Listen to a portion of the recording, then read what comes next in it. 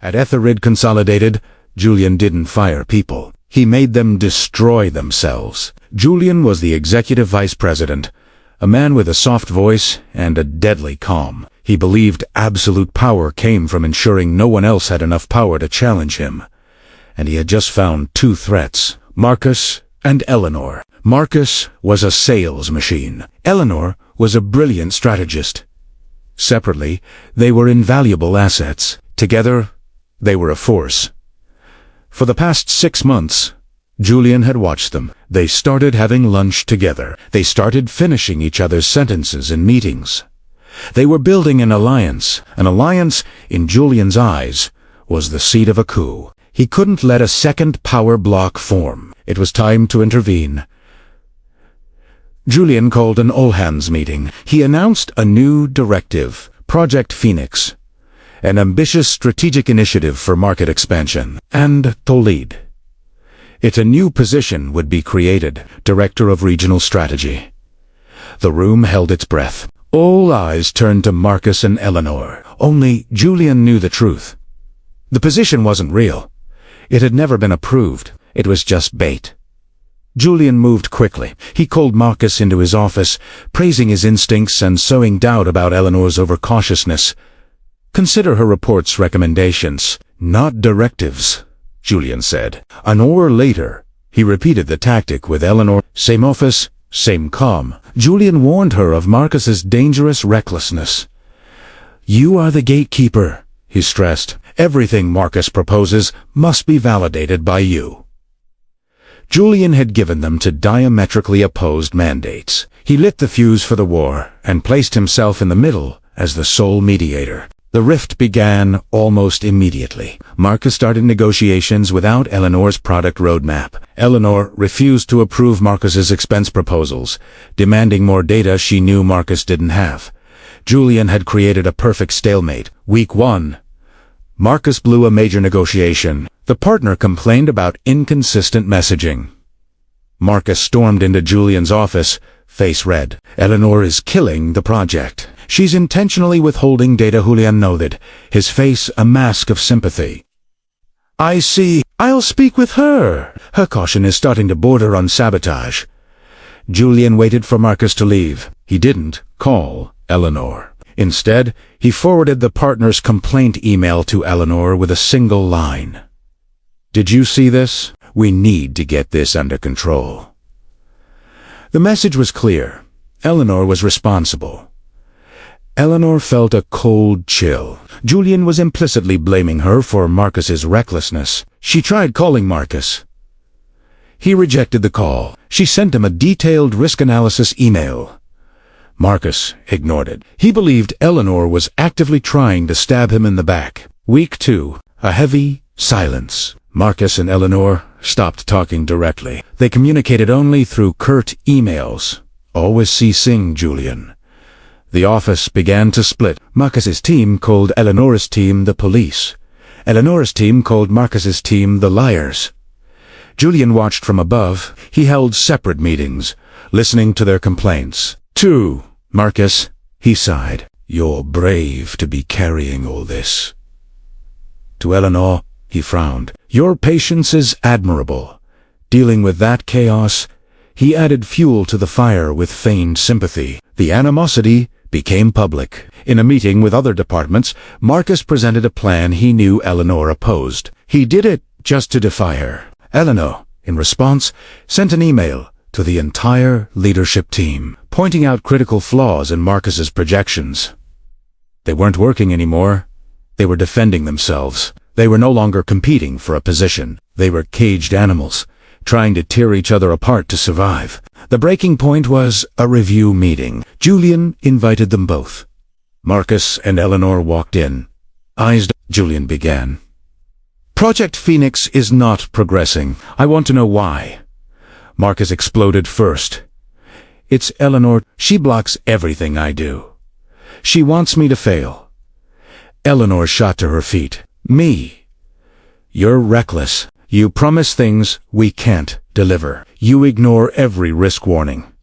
You are driving us into the ground. They screamed, not like senior executives. They screamed like betrayed children. They threw accusations. You hid that email. You lied to the partner. Julian sat at the head of the table. He let the silence after the screaming settle. He let them see themselves. Two top professionals, now exposed in their weakness and rage. When the silence became unbearable, Julian finally spoke. His voice wasn't angry, just filled with profound disappointment. I had such high hopes. He looked at Marcus, then at Eleanor. But clearly, neither of you is ready. This director of regional strategy position, it seems, was a mistake. It requires maturity. He had taken the carrot away. Marcus and Eleanor were stunned. Suddenly, it wasn't the other's fault. It was both of them. They had failed Julian's test. Julian stood up. For now, I will be taking direct oversight of Project Phoenix, just to stabilize things. You will both return to your posts. Try to do better. Marcus and Eleanor never had lunch together again. They returned to their jobs. Damaged and weakened, they would never collaborate. They would never trust each other. And most importantly, they would never challenge Julian again. The director position was never mentioned again. It had served its purpose perfectly. Julian had divided, and Julian had conquered. The silence that fell over Ethered Consolidated was not peace. It was the silence of fear. Marcus and Eleanor became ghosts in their own offices. They arrived early, left late, avoided joint meetings, and never made eye contact. They were living examples. The two best, Self and Julian, who had orchestrated it all, now oversaw Project Phoenix with the guise of a reluctant leader, a man forced to take on responsibility because his subordinates had failed. The other departments had witnessed the massacre. No one wanted to be next, but there was always one who thought he was smarter. His name was Ben. Ben was a mid-level manager. He had watched the entire Project Phoenix drama from the audience. He saw the chaos, and while others saw danger, Ben saw a power vacuum.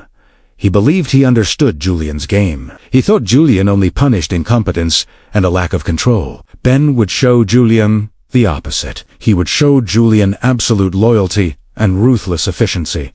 He decided to make his bet. Ben got to work. He voluntarily stayed late to prepare supplemental reports for Project Phoenix, reports Julian hadn't asked for. He sent them at 11 at night, with subject lines like supplemental analysis on risks, Eleanor missed, or market opportunities. Marcus misjudged. He was sending a signal. I am not like them. I am on your side. Julian received the emails. He didn't reply, but he watched. Ben escalated his tactics. In team meetings, when Julian made an observation, Ben was the first to nod. When Marcus, who rarely spoke, now offered a timid opinion, Ben would be the one to politely dismantle it. Marcus, that's an interesting point, Ben would say. But if we look at the data Julian compiled, we see a more effective picture. Ben was publicly aligning himself with Julian, while simultaneously highlighting Marcus's failure. After 2 weeks of systematic sycophancy, Julian called Ben into his office. The same city view. Ben, I appreciate your initiative. As a matter of fact, I'm in need of someone. Ben's heart hammered. This was Italiano. Project Phoenix has a critical component, Julian continued, restructuring the supply chain. It requires absolute precision. Eleanor botched the forecasts. Marcus ruined the vendor relationships. I want you to clean up that mess. Report directly to me. Ben accepted the assignment with the confidence of a martyr. He was given access to the wreckage of Project Phoenix. He worked 80-hour days. He wanted to prove he was the perfect tool. Julian gave Ben access, but he also did something else. He called Marcus into his office. Marcus looked gaunt. He had lost weight. Marcus, I know things have been difficult lately, Julian said, his voice full of sympathy. And I appreciate your patience as we I just want you to know I still have faith in your abilities. Marcus looked up. A glimmer of hope. Listen, Julian said, lowering his voice. I've put Ben on the supply chain, but frankly, he's just a mid-level manager. He doesn't have your strategic vision. I want you to keep an eye on him." "Keep an eye?" Marcus asked. "Yes. I want you to review the vendor contracts you originally built. Make sure Ben doesn't destroy them, just trying to impress." Julian smiled. "Keep this between us. I need someone with real-world experience to keep him in check."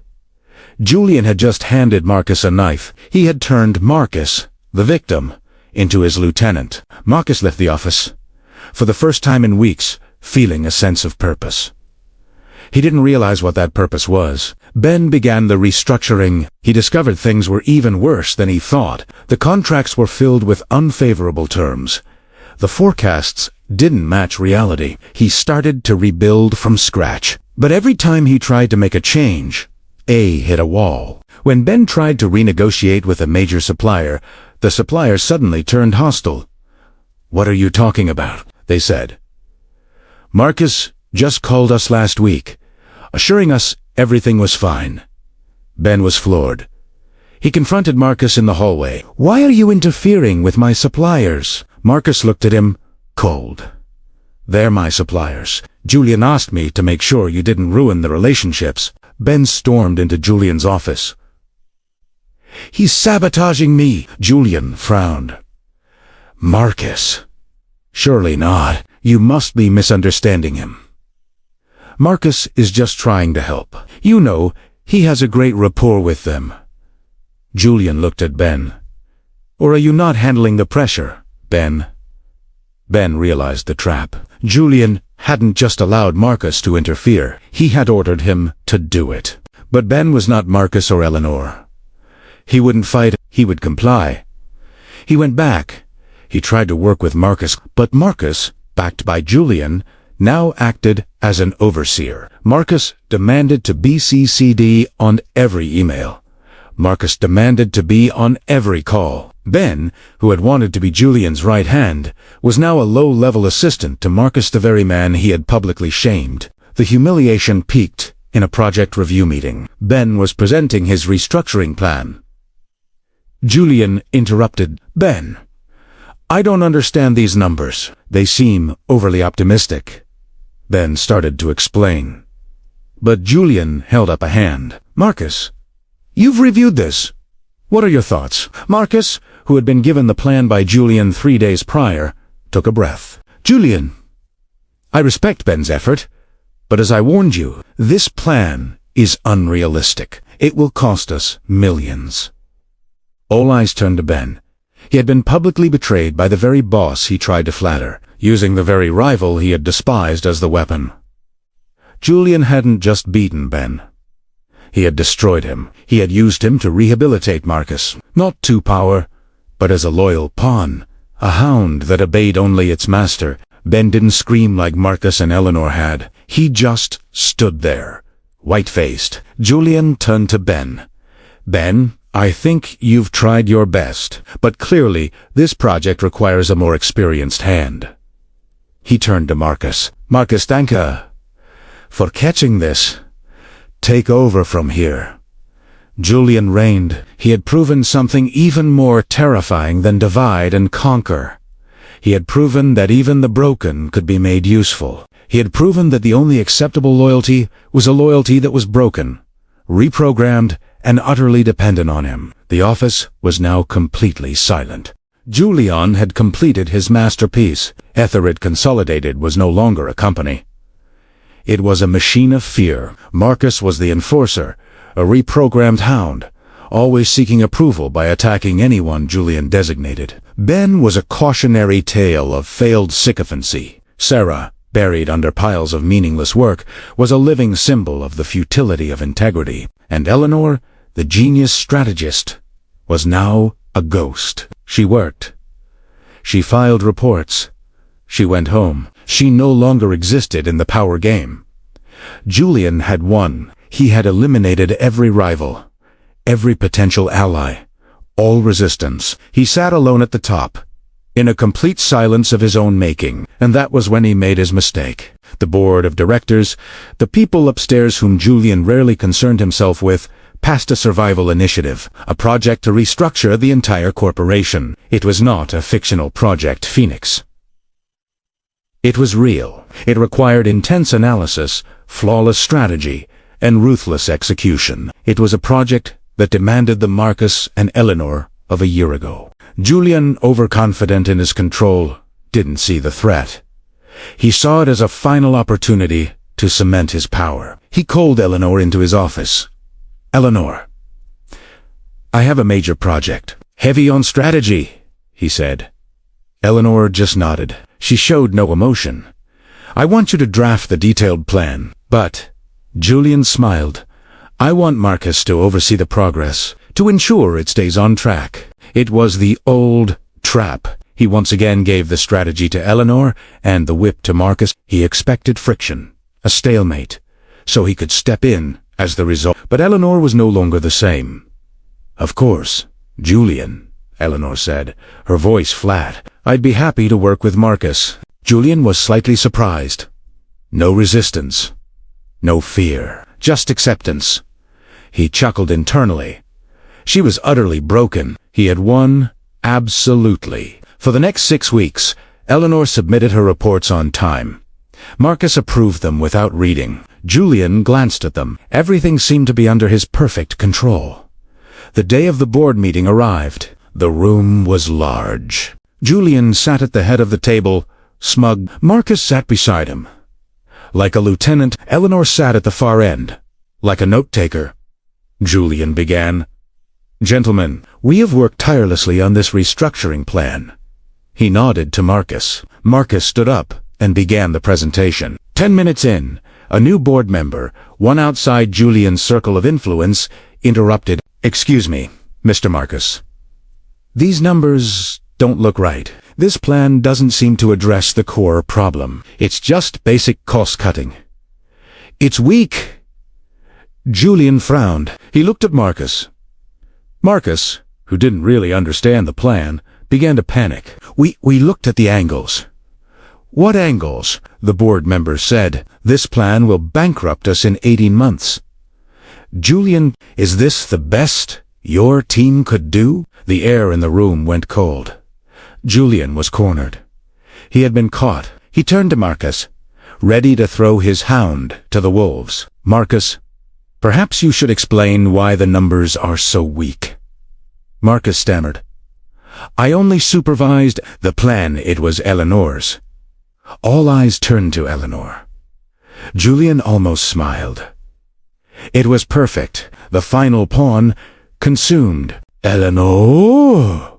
Julian asked, his voice feigning concern. "Do you have anything to say?" And then Eleanor looked up from the end of the table. For the first time in months, her eyes weren't lifeless. They were sharp. "He's right," Eleanor said. Her voice was calm, strong. "That plan is weak. It won't work." Julian looked at her, shocked. "Eleanor? You wrote it." "No," Eleanor said. "That was the plan Marcus requested, and the plan you approved. The real plan is right here." She stood up, holding a USB drive. The board member was losing patience. "What are you talking about? We don't have time for this. Where have you been hiding this plan?" "I didn't hide it," Eleanor said, holding Julian's gaze. "I sent every risk analysis and every strategic forecast to compliance for the past 6 weeks, all of it archived and time-stamped." Julian was stunned. He looked to the corner of the room, where Sarah was sitting. "They're only to take minutes." Sarah looked back, impassive. Eleanor continued. "Julian instructed all of us that Sarah was the final reviewer for all projects. I was simply following procedure. I archived my analysis in the safest place I knew." Julian realized the trap. He couldn't deny the plan's existence. He couldn't say Sarah had buried it. That was the trap he himself had set. If he admitted to not knowing about it, he was incompetent. If he admitted to knowing and ignoring it, he was a saboteur. Eleanor plugged in the USB drive. The screen changed. Her real plan appeared. It wasn't a plan. It was an indictment. When she finished, the room was silent. The board member looked at Julian. "Julian, it seems Miss Eleanor here is the only one on your team who actually did the work. Why were we hearing that other weak plan first? Julian had no answer. He had been outplayed, not by politics, not by backstabbing. He had been defeated by pure competence. The very competence he had tried to extinguish. Eleanor, the strategist, had played the longest game. She had let Julian eliminate all her rivals. She had let him destroy those who might have stood in her way. She had learned from the sacrifices of Marcus, Ben, and Sarah. And then, when he was at his most complacent, she used his own system to take him down. Power is not given freely. It must be taken. Julian had forgotten that.